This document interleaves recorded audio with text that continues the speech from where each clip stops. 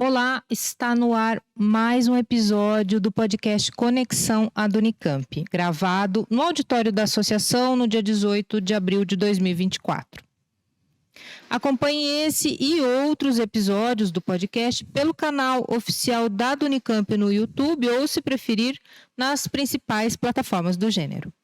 No debate de hoje, nós vamos conhecer o coletivo anticapacitista Adriana Dias, um coletivo formado por estudantes, servidores, docentes e integrantes da comunidade em busca de uma Unicamp mais inclusiva e menos capacitista. Uma das pautas de reivindicação do coletivo é a implantação de cotas para pessoas com deficiência na Unicamp. Segundo um documento elaborado pelo próprio coletivo, atualmente no Brasil são mais de 18 milhões de pessoas com deficiência, atingindo a marca de 8,9% da população brasileira, de acordo com a pesquisa nacional por amostragem de domicílios em 2022 feita pelo IBGE. Na região sudeste, a taxa é de 8,2%, a mais baixa do país. Apesar do número de pessoas com deficiência ser considerável, ou seja, 8 em cada 100 pessoas, este grupo é o que sofre com a maior desigualdade na nossa sociedade. Entre pessoas com deficiência, a taxa de analfabetismo chega a quase 20%. Apenas 25% deste grupo consegue concluir o ensino médio.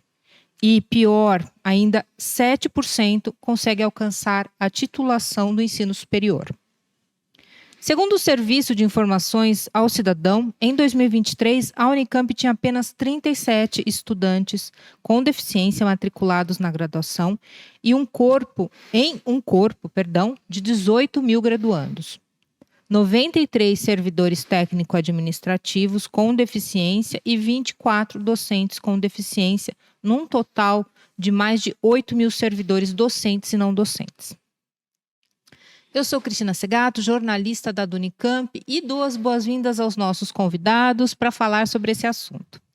Simeon Cruz, aluno de graduação, bacharel em Antropologia no Instituto de Filosofia e Ciências Humanas, o IFISH, da Unicamp. Atua junto ao Laboratório de Arqueologia Pública da Unicamp como bolsista. É um dos membros fundadores do coletivo anticapacitista Adriana Dias. Possui uma questão motora e caminha com o auxílio de uma bengala que carinhosamente apelidou de Berenice. E Lisa Guinello, formada professora de Física, estudante da Unicamp desde 2014, formada pelo Instituto de Física da Unicamp. Liz fez parte de greves estudantis de 2016 e 2023. É membro do coletivo anticapacitista Adriana Dias, do coletivo autista da Unicamp e do Núcleo de Consciência Trans. Sejam bem-vindos. Tudo bem com vocês? Tudo certinho? Vou partir para as perguntas aqui. Bom, o coletivo leva o nome de uma importante pesquisadora e ativista. Mas, afinal, Liz, quem foi Adriana Dias? Ela foi uma pesquisadora daqui da Unicamp. Eu não lembro se ela foi professora aqui, eu não tenho certeza agora, mas ela tinha uma doença rara e ela também fez um trabalho muito importante na parte de registrar e procurar e catalogar várias células neonazistas pelo Brasil. Do que eu lembro, é mais ou menos isso. Eu não sou uma pessoa com muita memória de pessoas que eu não tive a oportunidade de conhecer, infelizmente. Quer complementar, Simeon? A Adriana Abreu Magalhães Dias, ela tinha osteogênese imperfeita, né? E ela era doutora em antropologia, né? E pesquisadora, como a Liz bem colocou. E ela é referência em pesquisa sobre neonazismo no Brasil. E um fato interessante é que ela descobriu uma carta do ex-presidente Jair Bolsonaro, publicada em sites neonazistas em 2004, o que acendeu um debate, né? Que foi publicado no Intercept Brasil e serviu para aprofundar o entendimento de que o bolsonarismo está profundamente atrelado à ideologia neonazista. Muito bem. E como é que nasceu o coletivo e quais são as suas pautas? O coletivo ele nasce após a greve estudantil, né, de 2023, entendendo a necessidade de nos articularmos e de estarmos presentes nas lutas estudantis, não somente as lutas estudantis, né? Até porque nós somos compostos de servidores, de todo um público PCD, e esse coletivo ele nasce justamente com essa intenção, não de ser um coletivo somente voltado para estudantes, mas um coletivo que abarque não somente a luta PCD, mas que esteja focado na luta anticapacitista. A gente busca, por exemplo, várias adequações para pessoas neurodivergentes, porque muitas neurodivergências como TDAH, bipolaridade, entre outras, não são consideradas deficiências, embora elas tenham problemas... Tenham não, né? Embora elas gerem situações muito sérias para a vida da pessoa em sociedade e que, em geral, não são nem citadas como coisas que necessitam adequação. É só, vai no psiquiatra, toma remédio, acabou. E sendo que não é assim, não é nem um pouco assim. E só para destacar esse nosso ponto de importância e também trazer o nome de Adriana Dias, é porque ela também possui uma doença rara, né? Uma doença invisível. Então, isso vai também de acordo com a construção do nosso coletivo. As nossas demandas e nossa própria existência invisibilizada. Tipo, a gente fica muito naquela situação de mas você nem parece que tem. Mas você tem mesmo? É mesmo assim? Mas você tem de verdade essa coisa? Mas será isso existe? Será que ela é mesmo? Não, mas eu já tive que explicar para inúmeros professores, assim, gente com PhD. Mas o que é autismo? Como assim? Isso é neurológico? Assim, cada pergunta escabrosa que vem de pessoas com PhD, assim, teoricamente. Então vamos esclarecer. O que é neurodivergência? Qual é a diferença entre pessoas neurotípicas e neurodivergentes? Vamos lá. Não existe especificamente uma definição nua e crua, mas quando a gente fala de neurodivergência e neurotipicidade, a gente está falando de existem certos comportamentos e certos padrões, principalmente de fala, de motores, de se posicionar, de se estar na sociedade, que são definidos pela sua neurologia. E esses comportamentos, eles são tidos como típicos se você se adequa à média. E se você não se adequa à média, você provavelmente vai se enquadrar dentro de uma coisa que a gente chama de transtorno.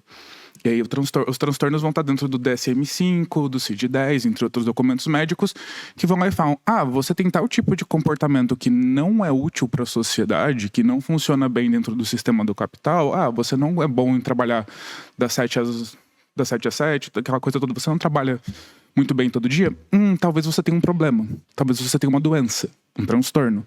E aí eles padronizam esses transtornos. E realmente, algumas dessas situações são problemas, né? Tipo, péssimo termo, mas são situações médicas que causam problemas sérios para a pessoa dentro do convívio em sociedade. A própria esquizofrenia, bipolaridade, mas em boa parte isso são comportamentos que existem há milhares de anos e que a nossa sociedade chama de problemáticos porque elas não servem ao capital, elas não servem à ordem social em que a gente está. O próprio autismo começou a ser estudado porque as pessoas olharam e falaram, essa criança não parece uma criança normal. Vamos ver o que está acontecendo. E daí surgem as pesquisas de autismo lá no começo do século XX. E é assim, basicamente essa coisa de a gente problematiza o que não é médio, o que não é prático, o que não funciona dentro da sociedade, o que não é, não só típico, o que não está feito para a sociedade, o que não é branco, o que não é hétero, o que não é cis, o que não anda direito, o que não consegue viver como as pessoas normais, o que não consegue falar como as pessoas normais. E justamente esse vem o problema, pessoas normais, pessoas médias. É mais ou menos assim que a gente começa a pensar que a nossa luta tem que ser mais do que só pelas pessoas com deficiência ou pelas pessoas com algum tipo de situação médica, mas por qualquer pessoa que não se encaixa nesse padrão médio de sociedade que é extremamente produtivista. Em relação à inclusão de pessoas com deficiência na universidade, qual é a importância das cotas para pessoas PCDs na promoção da educação, de uma educação mais acessível e igualitária? Então, Cris, como você trouxe esses dados no início da nossa conversa, eu acho que fica evidente. A gente tem um número expressivo de pessoas com deficiência e um número também expressivo, aliás, um número inexpressivo de acesso dessas pessoas ao ambiente universitário, à formação, ao mercado de trabalho. Então, você ter a universidade como um órgão que atua para essa inclusão e que abre as portas, trazendo um sistema de cotas para elas estarem presentes, se formarem, acessarem o mercado de trabalho, eu acho que isso é essencial. E não só o mercado de trabalho, mas as várias instâncias que uma formação superior te permite. Porque Exatamente. muitos concursos, muitos títulos só são acessíveis se você tem um título superior, se você tem um mestrado, se você tem um doutorado. Na nossa sociedade, você geralmente só é levado a sério se você tem algum título atrelado ao seu nome. E se você é uma pessoa que já passa por dificuldades normalmente por existir na sociedade, não ter o título só dificulta ainda mais. Eu acho que sobretudo, tirar a gente desse não lugar, desse não pertencimento e trazer a gente à luz da inclusão dentro da sociedade. Nos tornarmos membros de uma sociedade, porque nós somos extremamente marginalizados. Quantas pessoas estão fora da universidade hoje querendo ter algum tipo de formação para justamente se identificar como um ser presente na sociedade? Sim, eu lembro que eu estava numa discussão em algum momento ou outro nesse semestre sobre o que você é, e a gente geralmente responde a nossa profissão. Eu sou jornalista, eu sou professora, eu sou isso, eu sou aquilo. Tipo, na nossa sociedade é muito comum se identificar a partir da sua função para essa sociedade. E aí começa a questão capacitista. Você só é um membro da sociedade ativo se você tem uma função que gera renda, se você tem uma função que gera valor. E pessoas com deficiência geralmente não conseguem nem sequer acessar os meios de estar estudando para isso, muito menos se tornar algo. É sempre assim, você é a pessoa que entrou por cota de trabalho, você é a pessoa que entrou por cota de não sei o quê. Nunca você tá aqui porque você fez merecer. Você tá aqui, você conseguiu pela sua própria garra. E quando é sempre uma história de superação, uma história de sacrifício, e o quanto você sangrou para isso, é tipo... Eu só quero ser uma pessoa normal na sociedade como todas as outras pessoas. Eu só quero participar da sociedade em que eu vivo. E eu acho que eu falo, assim, por todos nós. Nisso, assim, Excelente pensamento, Liz. Muito boa a sua contribuição. Agora, recentemente a Unicamp aprovou a criação do Programa de Atendimento Educacional Especializado para Estudantes com Deficiência dos cursos de graduação e pós-graduação. O coletivo participou dessa discussão e vocês acham que esse programa ele contempla as reivindicações do coletivo? Então, respondendo a primeira pergunta, não, a gente não participou até onde a gente sabe, não houve participação nossa, oficial. E aí que fica um problema muito sério de qualquer discussão dentro da parte de inclusão e acessibilidade, que a gente não participa das discussões como membro, a gente não participa como sujeito. A gente é sempre objeto de estudo, a gente é sempre a pessoa que, você precisa de tal coisa. Mas você precisa que isso seja assim, que isso seja assado. Nunca oi, você tá precisando de ajuda com alguma coisa? Oi, vamos conversar sobre que tipo de acessibilidade. E é assim, a discussão é sempre essa. Até que ponto a gente vai continuar sendo objeto da discussão e não sujeito nela. E eu acho que o Simeão pode contribuir um pouco mais do que eu. Então, eu acho que pensando em contribuir ou não, em contemplar ou não essa questão do pai, lendo é muito bonito, é muito inclusivo. Lendo tem ações ações afirmativas pedagógicas e de inclusão pedagógicas até interessantes, mas eu acho que o nosso principal ponto até quando vamos ser somente material de estudo? Até quando seremos somente objeto de contemplação e fetichização? Entendeu? Quando a gente vai passar a participar ativamente e dizer quais são as nossas demandas e ajudarmos a construir, porque somos sim seres que conseguem produzir, ajudar a produzir esses programas, entendeu? Geralmente são pesquisadores, são pessoas que pensam sobre as nossas vivências, mas não sob a nossa ótica. Então, essa é a nossa principal crítica. Agora, se abarca ou não aquilo que a gente entende como essencial, a gente vai ver isso muito na prática. Mas na teoria está bem posto. É aquela coisa, né? Sempre tem um texto muito bonito, uma proposta muito bonita, pessoas muito bem intencionadas. Aí você vai conversar com os professores, com os profissionais que falam pelas pessoas com deficiência, que falam pelos autistas, que estão lá para representar a gente. E você começa a ter certas discussões que deveriam ser extremamente básicas e eles não deveriam estar discordando. E, assim, isso é a média do nosso dia a dia. Passa dia, volta dia. Eu descubro alguém que está brigando com algum profissional da área que, teoricamente, está lá para nos ajudar. Assim, infelizmente, é a regra. Como o coletivo Adriana Dias trabalha para promover uma cultura universitária mais inclusiva e menos capacitista? Olha, tendo em vista que nós somos um coletivo que é recém-nascido, A gente tem o quê? 6 meses, nem isso? não, nem isso, eu acho que... Mas vocês produziram várias coisas já, né? Porque Sim. Sim. ali na página do Instagram de vocês tem muito documento, Sim, muita não, informação disponível. A gente nasce da greve justamente porque a gente começou a se tornar um grupo extremamente vocal dentro do movimento estudantil e com extremo apoio também. O movimento estudantil foi de muita ajuda pra gente, e eles olharam e falaram: tá, vocês vão ser centro da discussão de vocês mesmo, e são vocês que vão falar, e são vocês que vão estar lá representando, ninguém vai falar por vocês o que vocês acham que precisa ser dito. E a partir daí a gente começa a se articular para isso, mas assim, a gente tem o quê? 4, 5 meses de vida, nem isso. Exato. E sobre essas ações afirmativas culturais e que envolvam o corpo, né, da Unicamp, nós estamos começando agora com ideias de projetos, né? Inclusive, já está marcado para o mês que vem, teremos uma oficina de letramento de vivência PCD para os alunos do IFISH, que nós participaremos, que é o Instituto de Filosofia e Ciências Humanas, onde nós, sob nossa ótica, iremos tentar conduzir um diálogo com os alunos a respeito do que é uma atitude anticapacitista. E a gente começa desse pontapé. E a gente crê que agora, com a implementação das cotas e com um corpo maior de alunos PCDs e de funcionários PCDs da Unicamp, nós conseguiremos tornar ainda mais ativas essas atividades. A gente tem focado muito na situação das cotas, principalmente porque está sendo extremamente corrido. A gente está tentando fazer com que elas aconteçam ainda esse ano, mas do jeito correto.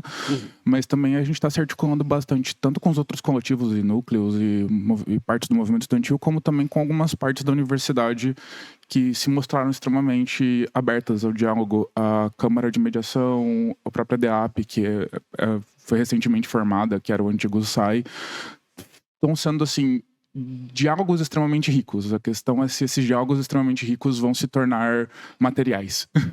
Então, e quando a gente fala sobre a vivência estudantil, eu acho que a nossa primeira atitude como coletivo foi ainda na greve, na questão da sensibilidade auditiva.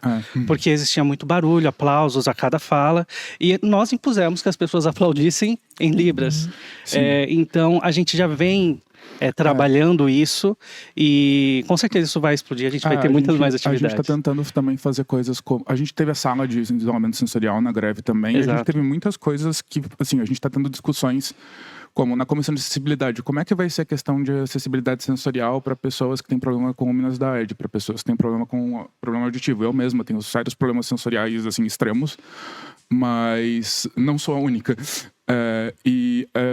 Essas discussões estão começando a acontecer, e elas estão começando a acontecer, assim, pela primeira vez que a gente tem registro. Assim, ao mesmo tempo que a gente está numa situação um tanto precária em muitas coisas, a gente está tendo muitas coisas, muitas discussões e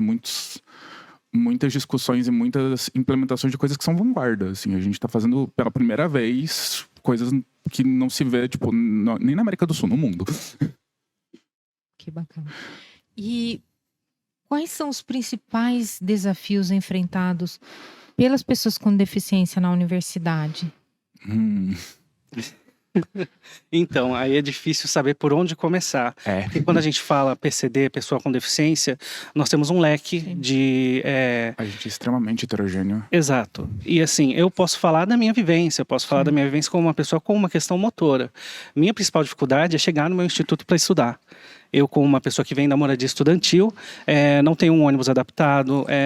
Agora a gente tem um sistema do Vamos que ainda precisa de alguns refinamentos, né? Porque, por exemplo, ele não funciona em dia de chuva. E em dia de chuva eu tenho aula, mas não consigo caminhar dali do ponto da moradia até o IEL, por exemplo. E é um instituto que eu tenho aula. Outra grande dificuldade é me alimentar nos restaurantes universitários, porque você não tem uma entrada prioritária, você tem 2 catracas agora, né? Uma no ambiente de fora, 3. Uma no ambiente de fora, outra no ambiente de dentro. E a gente está num diálogo muito grande com a reitoria da Unicamp para a implementação de soluções para isso, né? Assim, do ponto de vista neurodivergente, e não só autista, né? Com pessoas com TDAH, pessoas bipolares em geral, a gente tem sérios problemas sensoriais, sérios problemas de convívio em sala de aula, porque tem coisas que, assim, como é que eu explico pra pessoa, pro professor, pros meus colegas que eu tô passando mal por estar na sala de aula e não é culpa de ninguém? Porque acontece, eu tenho questões sensoriais em que eu não consigo ficar 2 horas numa sala de aula e, assim, eu sou eu sou formada professora, eu teoricamente deveria conseguir, mas minha deficiência não deixa. E aí tem esse tipo de dificuldade, tem as dificuldades sensoriais nos próprios bandejões, assim. Eu sou uma das várias pessoas que não entra na RU há mais de ano, porque não dá, eu passo mal. Eu vou comer e eu termino de comer e vomito depois, assim. Saio de lá, tento não vomitar e passo absurdos de mal só por almoçar ou jantar. Mas, assim, se eu tivesse que falar uma coisa que é central, assim, pelo menos na minha opinião, de quase todas as pessoas com deficiência, de quase todas as pessoas neurodivergentes, é a solidão. A gente tem uma vivência muito diferente e uma vivência muito específica e que a maior parte das vezes a sociedade isola a gente. Qualquer minoria social vai ser isolada dentro da nossa sociedade capitalista burguesa. Qualquer minoria social vai ser isolada dentro da nossa sociedade burguesa capitalista, mas não só isso. Dentro das minorias sociais, as pessoas com deficiência, as pessoas neurodivergentes, nós somos invisibilizados. Assim, autismo existe há mais de 100 anos como um diagnóstico. Está sendo começado a discutir em sociedade abertamente nos últimos 2, 3 anos. Posso falar, por exemplo, das minhas questões de gênero. Eu só fui entender as minhas questões de gênero quase depois de me formar. E eu tinha já meus 20 e tantos anos. E olha, aparentemente eu não sou um mocinho. Pera, como assim? Porque a narrativa social até os anos 2010 era extremamente cis-heteronormativa. Não existia uma ideia de discutir sexualidade, de discutir gênero com seus colegas, com seus amigos, ou até mesmo na internet. Os lugares para essas discussões eram lugares escusos, escondidos. E nem mesmo no ambiente universitário. Não, no próprio ambiente universitário. Eu comecei a me tratar psiquiatricamente ali para 2016. Eu tinha medo de falar que eu tomava remédio e eu tava na física, que tem um dos maiores percentuais de pessoa transtornada dessa universidade inteira. E, assim, ser aberta sobre... Eu faço tratamento psiquiátrico, eu faço tratamento psicológico. Todas essas coisas eram extremamente complicadas 5, 6 anos atrás. Hoje em dia é um pouco mais fácil, um pouco mais aberto. Não é ideal, mas é principalmente, assim, entender que existem pessoas como eu, entender que existem pessoas que passam por coisas similares às minhas, e eu acho que eu digo isso, assim, por todos nós, que é, a gente não tinha um espaço de convívio, a gente não tinha um espaço para trocar experiências, ideias, oportunidades.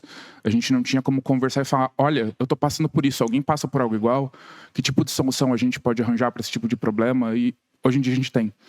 Uma das principais coisas que a gente fez, tanto como com o Calcamp, como com o NCT, quanto com a Adriana Dias, é que a gente tem espaços de convívio pra gente encontrar pessoas que nem a gente. Pra gente encontrar pessoas que, por mais que a gente, obviamente, não vai ser todo mundo igual, as experiências nunca vão ser 1 para 1, mas pessoas que passam por coisas similares à nossa e que fazem a gente se sentir um pouco menos anormal, um pouco menos alienígena. A Liz levantou um ponto que eu gostaria de me aprofundar um pouco mais, que é sobre a solidão. Num diálogo com ex-membros do COAD, esse é um ponto que sempre é levantado, né? A solidão da pessoa com deficiência também dentro da universidade. Porque se você parar para pensar, eu tinha colegas que iam do IFISH almoçar ou jantar no restaurante Saturnino, porque preferiam. Eu não tinha como caminhar até lá, porque você tem que subir alguns morros. Subir um caminho é difícil. É um caminho bem distante, assim. Eu tinha que ficar para trás. E tinha que ir comer sozinho no RU, que fica embaixo, né? Conversando com outras pessoas, o diálogo eu me sinto excluído de festas que acontecem e eu tenho sensibilidade, mas eu quero também participar de momentos de comemoração. Eu quero também participar do movimento acadêmico, não só sendo um objeto de estudo. Eu quero participar tendo um companheiro ao meu lado, tendo um colega, tendo um amigo, porque isso faz parte do ser. Faz parte do ser estar juntos. Né? Ubuntu. Faz parte estarmos juntos e sermos porque somos. E esse também, voltando ao ponto do nosso debate, é um dos principais problemas que a gente passa dentro da universidade e na sociedade, a solidão. Eu quero poder participar do movimento estudantil e poder ir nas marchas, mas eu não consigo, porque eu preciso estar usando abafador. Eu não consigo usar um abafador por mais de meia hora, por exemplo.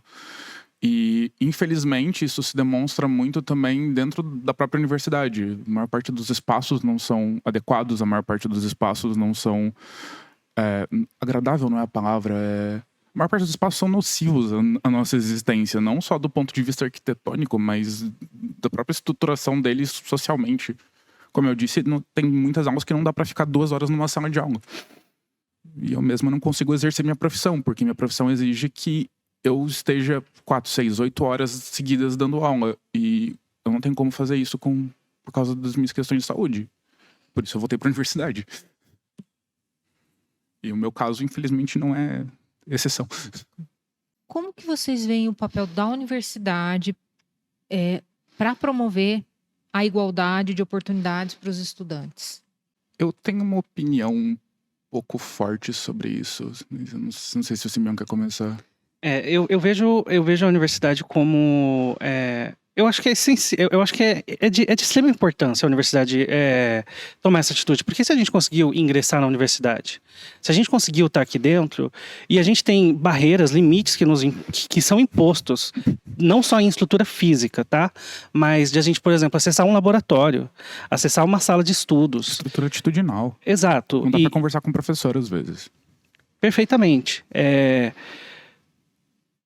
Quando você tem um movimento que vem da universidade, que vem desse órgão, que traz a inclusão, que traz essa possibilidade de acesso e traz a inclusão atitudinal, perdão, você abre as portas e abre a possibilidade para que essa pessoa ela produza o conhecimento dela dentro do ambiente acadêmico. Então, é essencial por quê? Porque você está causando, nesses entraves de acesso, você está causando exclusão. Então, por que é papel da universidade e dos órgãos públicos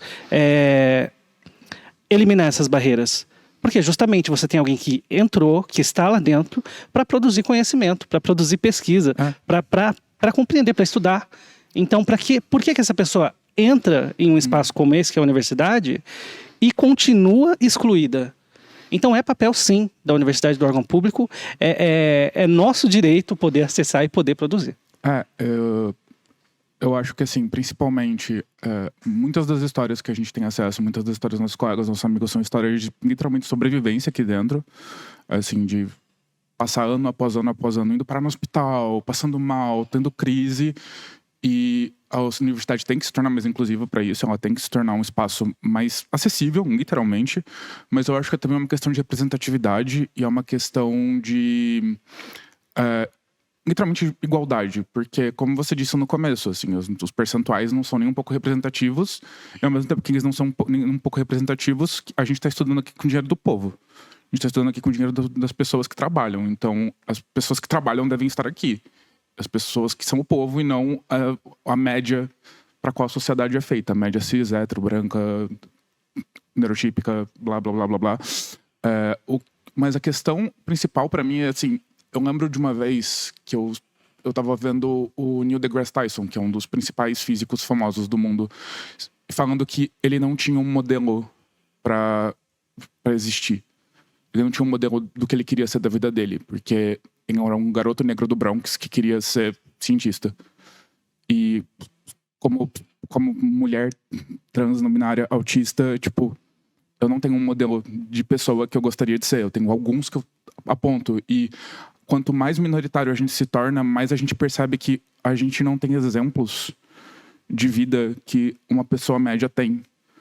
O garoto cis hétero branco vai ter 50, 60, 200 pessoas que ele pode olhar e falar: eu quero ser que nem essa pessoa, que nem aquela pessoa. Uma pessoa que tem problema de mobilidade não tem tantas opções. Uma pessoa neurodivergente não tem tantas opções. Uma pessoa não binária praticamente não tem opções. Eu acho que o principal é, a partir do momento que a gente ocupa a universidade, a gente ocupa esses espaços de ensino superior e de decisão superior também, que, como eu disse, ter um título faz muita diferença, a gente começa a ter exemplos de pessoas como nós que existem na sociedade fazendo diferença, que não estão à margem, que não estão nos cantos da sociedade tentando sobreviver só. E nosso maior exemplo é a Adriana Dias, com toda Exatamente. certeza. E agora, pensando aí num exercício contemplativo para vocês, como vocês imaginam uma Unicamp em termos de acessibilidade e inclusão? No que seria ideal, você O pergunta? que seria ideal para vocês e para... Posso? Com certeza. Idealmente, assim, o ideal perfeito, máximo, 100% não seria necessário pensar. Não seria necessário pensar inclusão, não seria necessário pensar acessibilidade. Todos os espaços estariam abertos e acessíveis para todo mundo o tempo todo. Mas isso é utópico demais. Assim, isso é extremamente, extremamente utópico. Eu acho que a principal questão é como é que a gente faz para que as pessoas que precisam de acessibilidade, as pessoas que precisam de qualquer tipo de ajuste à estrutura atual que a gente tem, que é extremamente opressiva, tenham esses ajustes, que a gente tenha nossa acessibilidade sem precisar ficar pulando por inúmeras barreiras, sem precisar ficar atravessando problema atrás de problema atrás de problema. Porque mesmo a Unicamp sendo teoricamente pilota em muitas coisas, em muitos projetos de acessibilidade, é um trampo desgraçado, é uma dor de cabeça gigantesca para conseguir o mínimo. Assim, eu digo de experiência própria e de experiência de muita gente à minha volta. Assim, eu, por exemplo, tenho acesso a várias questões educacionais que me dão, teoricamente, direitos extras, que são só meus direitos educacionais por ter uma deficiência. E para conseguir isso foi, assim, um ano inteiro de briga. Não por causa das pessoas que estão me garantindo isso, mas por causa da estrutura extremamente burocrática da universidade. E ao mesmo tempo, mesmo quando eu tinha esses direitos garantidos, eu tinha que brigar com os meus professores para garantir que meus direitos que seriam garantidos por eles, que são as pessoas que deveriam estar lá só para fazer o trabalho deles. Uhum. E, assim, ao mesmo tempo que eu tive os exemplos bons, eu tive os exemplos ruins. E, curiosamente, muitos amigos meus têm só os exemplos ruins, só os exemplos de professores que brigam para você não ter o seu tempo extra de prova, brigam para você não ter seus exercícios domiciliares e por aí vai. E eu acho isso a parte mais absurda, assim, a gente já tá num lugar com maior acessibilidade do país, talvez da América Latina, dando soco atrás de soco, atrás de soco, porrada, para conseguir fazer o mínimo. Para conseguir o que é direito meu garantido pela estrutura. E a estrutura é hostil a isso. Uhum. Eu acho que o principal é isso, assim, atualmente, assim, se eu tivesse que olhar para a principal coisa que precisa mudar a estrutura garantir o que ela teoricamente garante. Uhum. A estrutura garantir que o que realmente é direito seja direito e não uma epopeia para você conseguir fazer o mínimo, ter o básico. O que eu posso colocar aqui do que seria o ideal seria a participação. Eu entendo que o ideal seria eu ter um ambiente de trabalho adaptado para esses trabalhadores da Unicamp, seria um ambiente onde os alunos que são contemplados pelas bolsas BAS, que trabalham aqui dentro, também produzem, tivessem seu espaço assegurado com adaptações, seriam adaptações pedagógicas, adaptações tecnológicas. O ideal seria eu poder me alimentar aos fins de semana, o que a greve estudantil também conseguiu, mas poder me alimentar aos fins de semana com acessibilidade. Não só acessibilidade motora, mas também acessibilidade sensorial. O ideal seria a gente ter um diálogo constante com os programas que são feitos para nós e que a gente trouxesse do nosso ponto de vista. Que não fossem feitos esses programas de inclusão, de dinâmica de inclusão, onde vendam as pessoas e colocam elas numa cadeira de rodas para fazer um treinamento, porque isso não vai dizer nada sobre a nossa vivência, entendeu? Existem vários atravessamentos que são mais importantes, que só vêm com o diálogo, com a experiência de pessoas que passam por isso todos os dias. E é a partir disso que a gente refina programas, refina projetos, até para a gente não ter um gasto, uma evasão financeira gigantesca. Por exemplo, o caso que eu trouxe do Vamos. Se ele não funciona durante a chuva e a gente precisa acessar durante a chuva os institutos, claro que isso teria sido pontuado com um diálogo anterior com os estudantes com algum tipo de necessidade de uma adaptação, né? Com esses PCDs da Unicamp. Então, eu creio que o ideal e o que a gente está caminhando para esse ponto ideal seria a participação constante de pessoas com deficiência nesses programas e no pensamento de como se constrói uma universidade, uma vivência universitária. E, sobretudo, na atitude. não só do que vem da reitoria, mas dos camaradas da sociedade. Eu iria mais longe e não falaria só da questão das pessoas com deficiência ou das pessoas neurodivergentes, mas o ideal, em ponto de vista de inclusão e acessibilidade, é a gente ter o máximo de representatividade minoritária. Perfeito. Em espaços deliberativos, assim, não é só nós temos estudantes indígenas, nós temos estudantes trans, nós estamos trabalhando para cotas. Não, as pessoas trans que estão na universidade realmente têm acesso a ela, as pessoas trans que estão na universidade têm a segurança de estar nela, ou a gente está aqui como token, como fichinha, como chaveiro da universidade. E isso para todas as minorias. Porque por mais que a gente fale, a gente está pensando na universidade para mais pessoas, a gente está pensando numa universidade inclusiva, a gente está pensando numa universidade inclusiva, a gente está pensando numa universidade que tem a cara do povo. As pessoas que tomam as decisões são homens héteros brancos cis. As pessoas que tomam as decisões não passam pelos nossos problemas, não vivem as nossas vidas. Como a gente espera que eles tomem decisões que realmente vejam os nossos problemas, as nossas situações, o que a gente passa. Como se espera isso, sabe? É muito uma ideia de que eles vêm salvar a gente. E já deu, né? A minha próxima pergunta ia ser exatamente sobre diálogo. Eu vou fazer a pergunta, vocês complementam se vocês acharem necessário, senão... É que a importância do diálogo entre os diferentes grupos e coletivos dentro da universidade, né? Qual que é a importância para promover as mudanças efetivas em prol dessa inclusão? Acho que vocês já falaram agora, mas se quiserem complementar ainda, pensando nessa pontuação do diálogo, né? Eu acho que no âmbito estudantil, esse diálogo ele foi muito importante e a gente sempre vai trazer esse balanço da greve porque o COAD ele se estabeleceu após a greve estudantil, certo?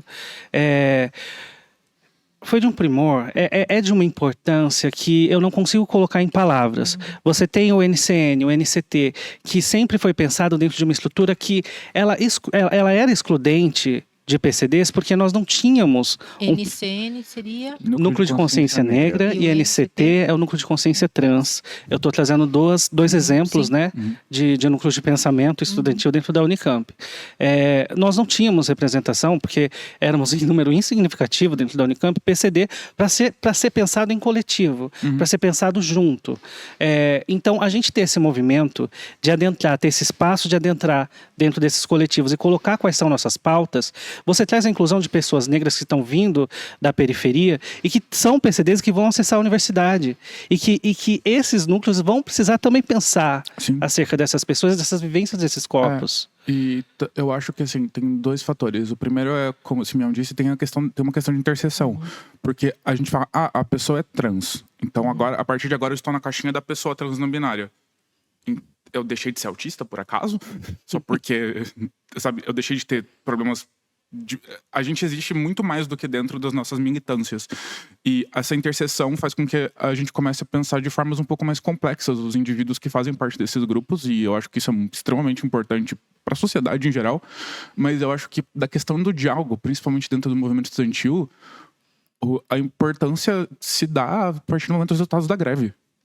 Assim, a greve só conseguiu os resultados que conseguiu. A gente só conseguiu o diálogo extremamente rico, extremamente produtivo que a gente teve com a reitoria por causa dos movimentos estudantis independentes. Não foi um movimento ou alguém encabeçando, não. Tinha o NCT lá, tinha o CalCamp, tinha o Futuro Adriana Dias, tinha o NCN, tinha inúmeras entidades completamente independentes que estavam conversando e falando, o que a gente faz agora?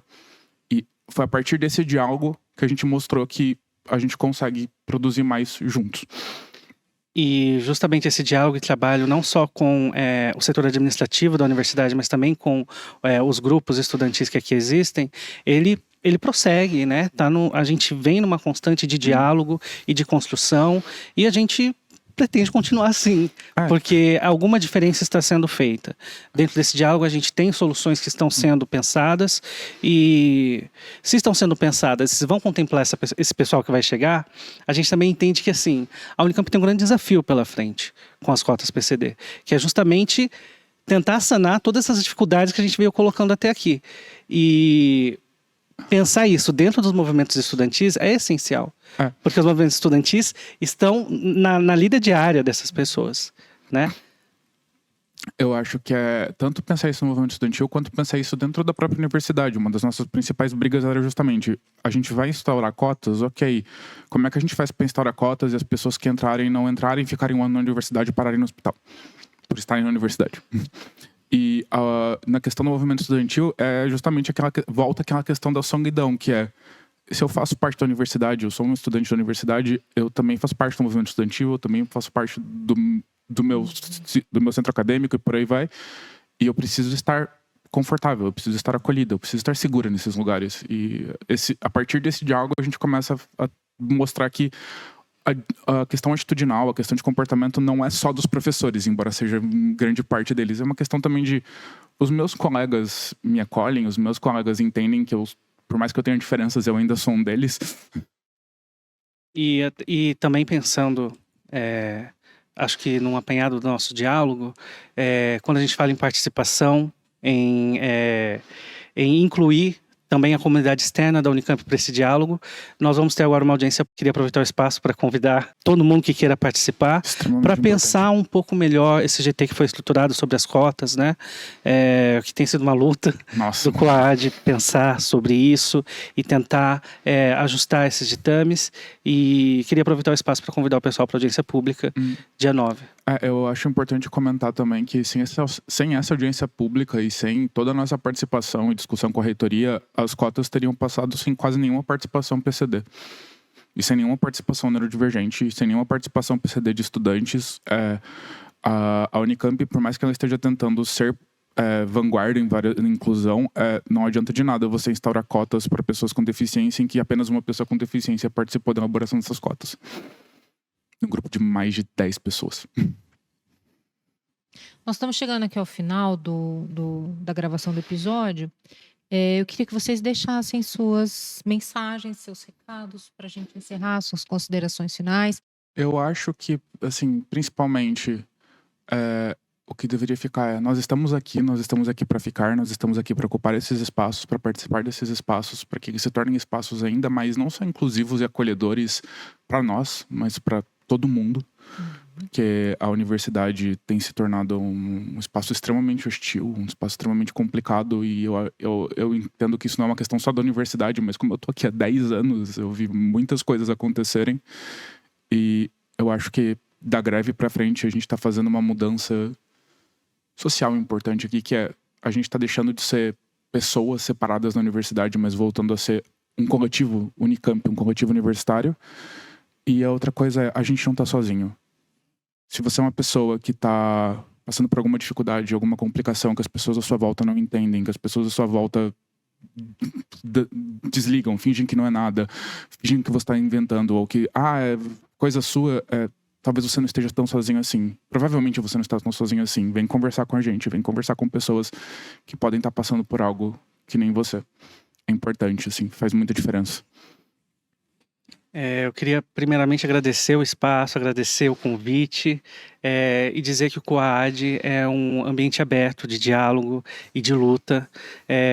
Estamos muito contentes porque essa luta que ela traz pessoas de um número tão inexpressivo aqui dentro da universidade, isso vai aumentar. E se quiserem colaborar com a luta, cola com a gente, segue o nosso Instagram. Também queria colocar que é muito importante a gente lutar pela implementação das cotas PCD, porque é complicado você ser visto como um objeto assim de: ai, coitadinho, ele usa uma bengala. Eu já ouvi isso tantas vezes. Ele usa uma bengala, ai, coitadinho, ele tem surdez. E quando você começa a ter mais pessoas assim, as pessoas param de analisar somente a sua deficiência. E que bom, que interessante que temos esse espaço que é o COAD, para não só nos apoiarmos em nossa luta, mas para mostrarmos para as pessoas que não PCDs que somos, Sim. que existimos e que temos nossas personalidades, que Sim, temos nossos atravessamentos. Somos seres complexos. E também, só pontuar a questão também da neurodivergência, que a partir do momento que tem mais pessoas neurodivergentes que passam por situações de saúde mental na universidade, eu posso chegar, conversar com um professor, com uma professora, e ele não fazer uma cara assustada, como se eu fosse me matar só porque eu falei que eu estou passando por um momento depressivo, ou só porque eu falei que eu estou passando por um momento de crise. E aí, eu paro de ter que olhar para os professores e eles olharem para mim com aquela cara de: socorro, tá tudo bem, você precisa de ajuda, você quer um abraço, eu tô tipo, eu só tô passando por uma situação de saúde, querido. E a partir do momento que isso começa a ser geral e não só, eu encontrei um aluno que é autista, eu encontrei um aluno que tem TDAH, isso muda muito, como o próprio Simeão disse. E é isso, agradecer o convite, agradecer esse Muito espaço obrigado. e dizer que estamos sempre abertos ao diálogo. Nós que agradecemos a participação de vocês e a gente vai divulgar na divulgação do podcast o Instagram também para Muito obrigado. outras pessoas que estão na universidade possam contribuir e estarem juntos aí na luta. Então é isso, nós encerramos aqui mais um episódio do podcast Conexão à Unicamp. Agradecemos a participação dos nossos convidados neste episódio, o Simeon Cruz e Lisa Guinello, do coletivo anticapacitista Adriana Dias. Siga nossas redes sociais, nosso site e fique por dentro dos próximos temas do podcast Conexão à Unicamp. Até lá!